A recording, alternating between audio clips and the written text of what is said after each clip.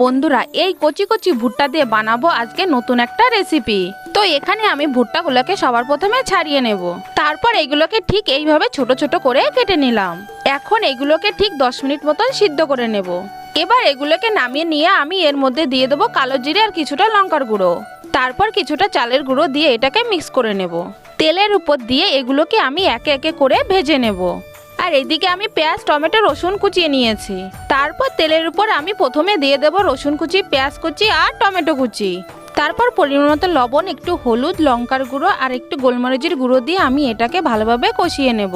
এবার আমি এর মধ্যে দিয়ে দেবো কিছুটা বড় পেঁয়াজ আর দুটো কাঁচা লঙ্কা। এটাকে কিছুক্ষণ ভাজার পর এর মধ্যে আমি দিয়ে দেবো টমেটো কেচাপ আর কিছুটা জল দিয়ে এর মধ্যে দিয়ে দেবো ভাজা ভুট্টাগুলো।